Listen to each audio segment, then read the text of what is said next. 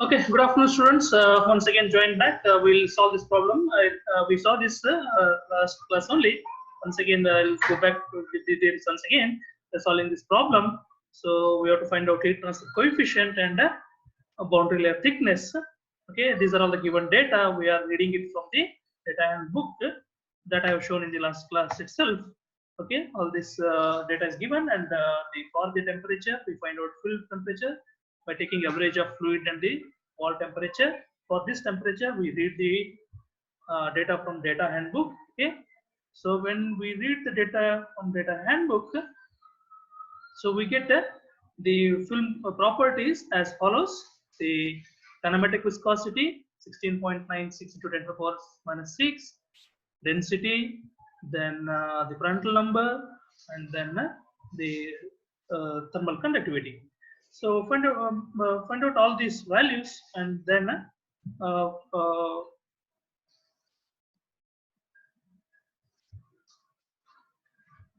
okay, use these values, read from the data handbook. Then we are going to make use of these values in the calculations. Okay.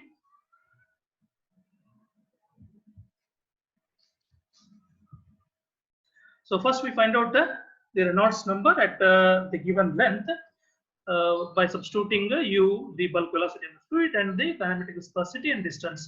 We get the Reynolds number as a 1.5478 into 10 to the power 6. So which is more than 5 lakhs. Therefore, the flow is laminar and turbulent. So that means initially there will be a laminar flow, and thereafter there will be a turbulent flow. So this distance where the transition occurs, this calculation is not is there in this problem. We need not calculate that, but just for your understanding, I'm showing how to where the transition occurs, the distance at which transition occurs. That is called a critical distance. So critical distance can be found out, which is not required for this solution, but just for your understanding, I'm solving this. You can find out. So you find that the transition occurs at the up to the distance of xc, that is 0.242 meter. The flow is laminar. Okay, from here to here, the distance is 0.242 meter. Xc is 0.24 meter. And after that, it is turbulent. Okay, so that is the understanding of the problem. How to solve this problem? To solve this problem, so first we have to find out a thermal thickness of the thermal boundary layer, assuming the turbulence develops from a leading edge. Okay, so if you take this, so for this you have to look for the data handbook. So if you go to data handbook, so in the data handbook, the thickness of the boundary layer, to find out the thickness of boundary layer, you have to go to the page number 130. Okay, 113. So if you find here, if you see here, we are assuming the equation for the flow where turbulence starts from leading edge. For that, hydrodynamic boundary layer thickness is given. So below there is given that hydrodynamic boundary layer thickness is equal to thermal boundary layer thickness. So both are equal. So if I find this, that is as good as finding out the thermal boundary thickness. So I will use this equation in my solution. First, assuming the flow to be a turbulent right from the leading edge. So if I do that, so I use that equation delta Hx, which is equal to thermal boundary, okay, which is given in the data handbook, is equal to 0.381 x into Re. So I substitute these values. If I substitute the values, the x is 0.75. So Re value I have calculated. Okay, so I will substitute in the equation. So if I calculate, I find out, I find that the boundary layer thickness is 0.0165 meter. Okay, which is the thermal boundary layer. This is hydrodynamic boundary layer thickness, but as per the data handbook, both are equal. So this is a thermal boundary thickness. Now we have to find out heat transfer. Heat transfer assuming turbulence from a leading edge. So for that, how to find out? For this we use, once again we use this equation. This equation is from data handbook. So go back to data handbook. So in the data handbook, it is available here. So can you see this? This is the equation for the Nusselt number. So for Nusselt number, if you assume the flow to be turbulent, entire flow to be turbulent, that is from leading edge, right from leading edge, it is turbulent, then we make use of this equation. This equation will make use. Please note this equation. Okay. So I will use the equation. Nusselt number is equal to 0.037 Re to the power 0.8 into Prandtl number to the power 0.33. Okay, we are going to make use of this equation to find out the Nusselt number, right? So I have written that equation here. Here I have written 1 by 3, which is nothing but a 0.33. Okay. So if you in this, if you substitute the values, so Prandtl number I have read from the data handbook. Okay, the data I have taken from the data handbook. REL, that is the Reynolds number I have found out already. Okay, so I will substitute both in this. Okay, once I substitute, I get the value for a Nusselt number. The value for Nusselt number is the 28.896 into 10 to the power 3. So this is a value of Nusselt number. So from using Nusselt number, we find out we will use this Nusselt number to find the heat transfer coefficient. How to find that? So we know that, but we know the heat transfer coefficient H is equal to Nusselt number into thermal conductivity divided by X. Okay, so here X is given, which is 0.75. K is the thermal conductivity of the fluid, which we have read from the data handbook. We have noted down. Okay, so therefore substituting the values H. So if I substitute, please note here there is a mistake has happened here. This is 0.027 actually. The thermal conductivity is 0.027, which we saw in the data handbook. I forgot to correct it here. So 0.02756, right? So accordingly, this value will be not 10 into 10 to the power 3. It will be 1. That means it will be 1061. The H value will be 1061. Please make note of this value. There is a small mistake has happened here. The K value, instead of taking it as 0.027, I have wrongly substituted it as a 0.2756, which is not correct, which should have been 0.02756. Okay, a small mistake. See, like this mistakes will give you a wrong results. Please keep in mind while reading data from the data handbook, while noting down, have patience. Okay, don't be in hurry. If you do it in hurry, this kind of reading problems, and you will end up in a wrong answer. If you get wrong answer, they'll give 0 marks. Okay, please keep in mind. See, it can happen with anybody. Okay, see, it has happened with me. So I read it wrongly. So just I have made a mistake here. Is K I have substituted instead of 0.02756, I have substituted as a 0.2756. Okay, it should have been 0.025. One decimal is missing here. Okay, so therefore what happens? This answer will be, it will be 110, right? Divided by 10. It will be okay, 10 times less. So this if I will get the H value. Once I get H value, there will be watt per meter square Kelvin. H is, so I will use this H value to find out the heat transfer, because I need to find out heat transfer rate. I'm interested in heat transfer rate. So to find out heat transfer rate, equation we know it's a very popular equation, which we have been using it right from the day one in this course. So the equation is Q is equal to heat transfer coefficient H multiplied by area of the surface multiplied by the temperature difference between surface and the fluid. Okay, so that equation will make use. So Q is equal to H into A into TW minus T infinity. TW is the surface temperature of the plate, and T infinity is the temperature of the fluid. So H I have found out. How did I find out H? H I found it by knowing the nature of by assuming the flow to be turbulent. So assuming the flow to be turbulent, I used equation for Nusselt number. There is an equation for Nusselt number.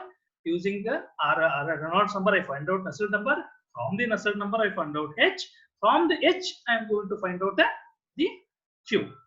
So if I substitute the values here, once again the same mistake is being carried. Please keep in mind what happened here. H is 1/10 of this, because the K value wrongly I substituted. So accordingly, Q should also be, this will not be 300. This will be 31.8 into 10 to the power 3. Okay, this will be 31 kilowatt instead of a 318 kilowatt, which is shown here, which is wrong because the K value that we substituted previously was a wrong. Okay, so one decimal we have increased there. Therefore, this will be different. This will be you should please correct it as 31.8 kilowatt, not a 318 kilowatt. Please make the correction in this. Okay. So thickness of the boundary layer, assuming now second part, thickness of the boundary layer, assuming it develops from the transition point. That is, the flow is initially laminar, then it transits to turbulent at a critical Reynolds number. At a critical distance, it changes to the turbulent flow. So if I consider this fact, then the equation that I need to use will be different. Okay. So what are those equations I have to use? I will go back to again a data handbook. In the data handbook, you have to look at this is for what I use equation is for total turbulent flow. Now I don't need this. I need a laminar turbulent flow, which is equations listed in numbers 1.5. Okay. So next page we have to go. So this is 113 page. We got to go for 114. So 114 is here. Yeah. So 114 is here. So in this we have to look for laminar turbulent. Laminar length is considered. The first equation is for a drag coefficient. We are not interested in that. Go to next section. Yes, correct.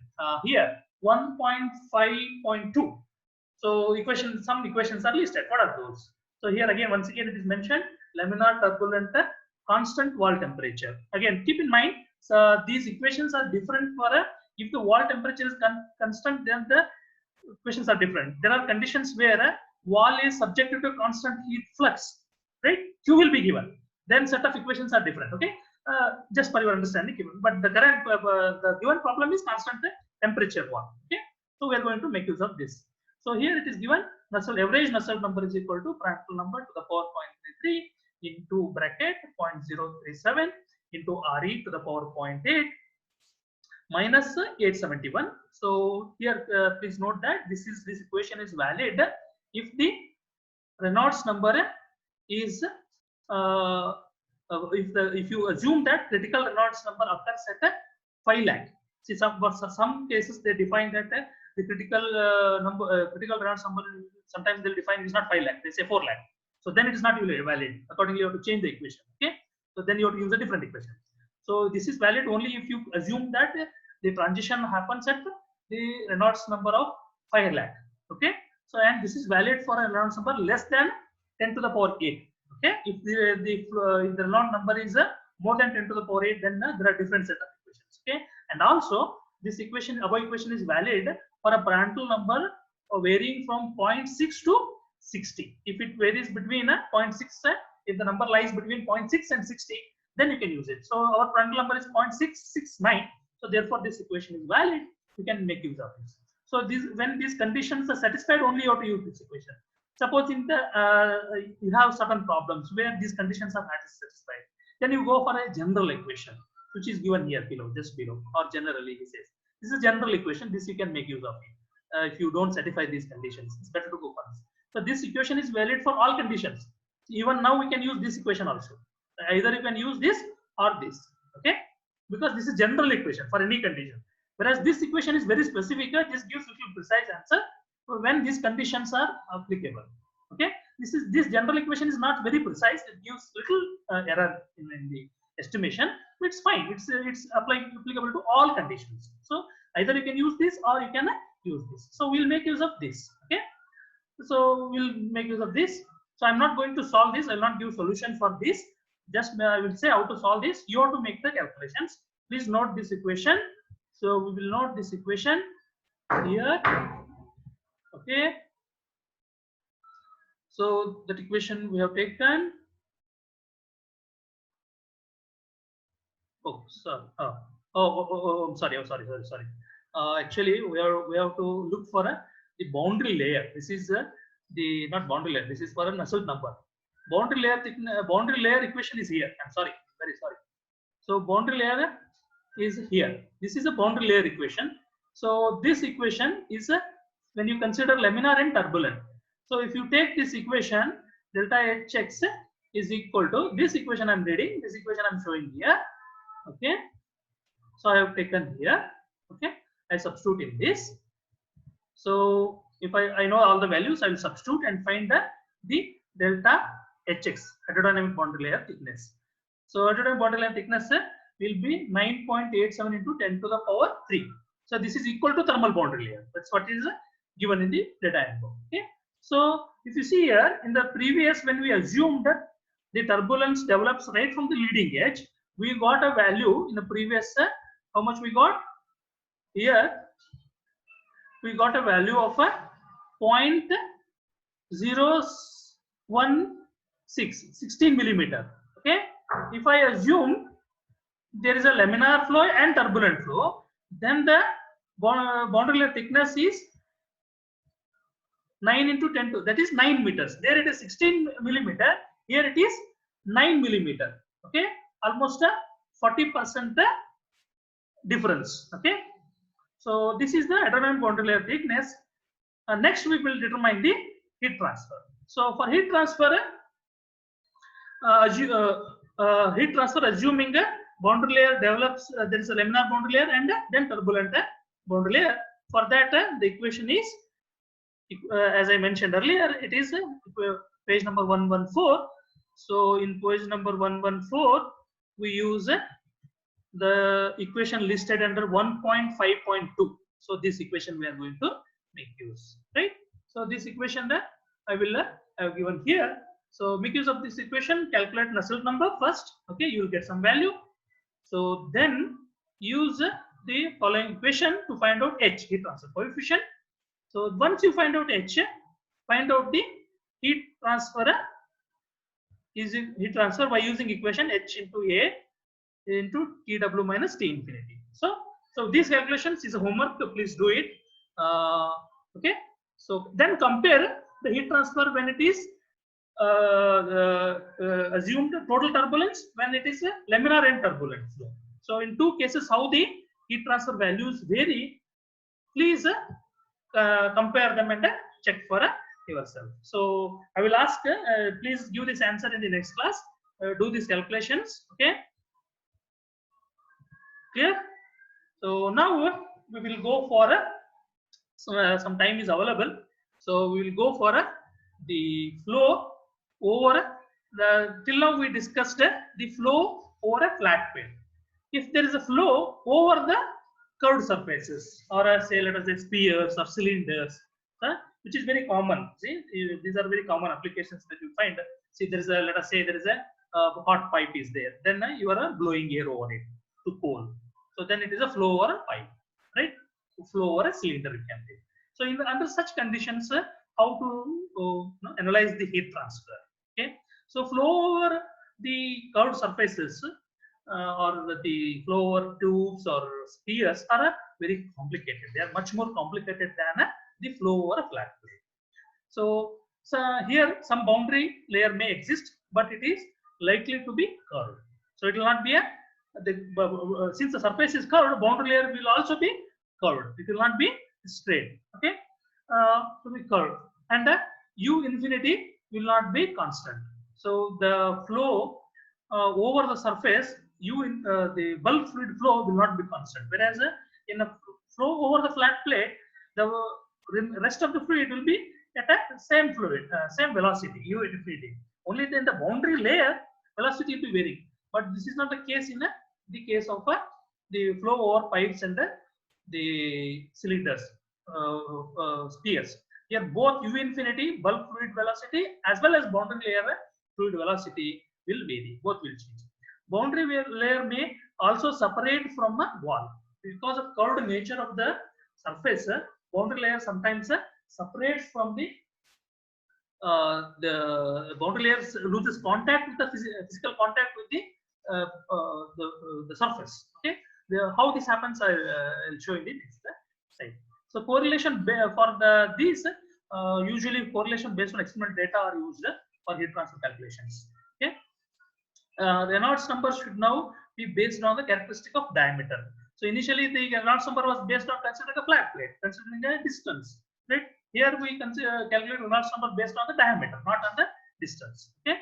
So the for flow over surface, flow over cylinders and spheres, Reynolds number, different Reynolds number is used, which is known as RED, is equal to density multiplied by the bulk velocity into diameter of the pipe or sphere divided by viscosity. So here mu by rho is the kinematic viscosity. In other words, you can write it as RED is equal to U infinity d divided by nu. That can also be written. Okay. If sometimes bodies are not exactly circular, it's not a circular pipe. Sometimes square pipes are used. So in that case, you find out equivalent diameter dh, and then accordingly do the corrections, and the correction factors have to be used, and then make use of the equation above equation. So this is how the calculations have to be made. So what is this equivalent diameter? Equivalent diameter is taken as the 4 into cross section area of the pipe into divided by 4 into cross section area divided by perimeter. This is taken as the equivalent diameter for a irregular shaped pipes or surfaces. Okay. So once again here we find out the Nusselt number. Nusselt number is equal to HD by K. Okay, HD by K. Where for flow or flat, please recollect the Nusselt number was equal to heat transfer coefficient into L, length of the plane, right? Here it is diameter of the surface, diameter of the geometry over which fluid is flowing. Okay, whether it is gear or pipe, whatever the case may be. So here we take a D, not L. Whereas flow over the plate, we are taking L, distance from the leading edge. Okay, please note this.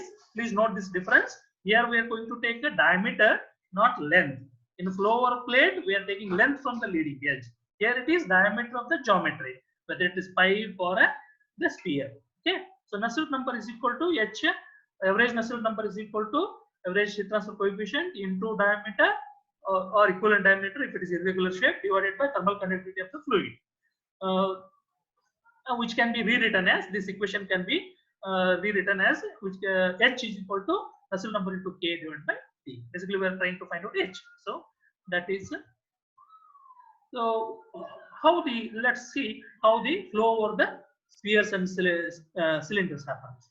So heat transfer in flow over is a topic of engineering interest because most of the many engineering applications we use pipes, spheres, and kind of geometries. So flow over such surfaces is a very important. It's of engineering interest. We don't always come across a flat plate. Not necessary. Okay, in engineering you can have a complicated geometries and curved geometries are very common. As long as the boundary layer remains laminar, it is possible to compute the heat transfer by a method similar to boundary layer analysis. If the flow is laminar, then similar to boundary layer analysis, what we use for flat plate, similar analysis can be used here. So it is necessary to include a pressure gradient in the analysis because this influences the boundary layer velocity profile to an appreciable extent. What is this pressure gradient? We will see in the next slide. Okay. So when there is a flow over the curved surface, what happens? The pressure gradient causes a separated flow region to develop on the backside of the cylinder when the free stream velocity is sufficiently large. So suppose so if you see here, there is a curved surface. Okay, so flowing now there is a flow. Okay, so since this profile is changing, surface is not the surface is not flat, so therefore what happens, a pressure gradient develops here due to the development of pressure gradients. So initially when the flow encounters the surface, curved surface, the boundary layer will develop like this, no problem. But later at some point here pressure gradient will vary, and therefore what happens, you can get a negative velocities here. So this means there is a flow separation happens. Okay, the flow will start separating from the surface. The flow will not adhere to the surface. So this happens at high velocity. If a low, at slow velocities, this does not happen. This flow separation will not happen. It can be something like this. This separation may not occur. So as the flow progresses, pressure would decrease and then increase along the streamline. So if you see here, as the flow progresses, the pressure will decrease and increase. Why? Because here cross section area is decreasing. Because this is a curved surface, you can recollect the cross section, what happens in your nozzle. As the cross section decreases, the pressure, the velocity increases and the pressure decreases, right? As the cross section once again increases, the velocity decreases and the pressure increases, right? So therefore you have pressure increase and decrease. This increase and decrease pressure due to the surface nature leads to a flow separation, resulting in an increase in free stream velocity on the front side of the cylinder and a decrease on the back side. So this causes the flow velocity u infinity, the bulk fluid velocity itself increases and then decreases. The front side it increases, back side it decreases. This causes a flow separation. Okay, so here again there are a lot of equations available in data handbook. Using those data equations, will be making calculations. How to solve and all we'll see maybe in the next session. We'll discuss this. Okay, so I think we'll stop here. We don't have much time. Okay, so if there are any questions, any doubts, let's see.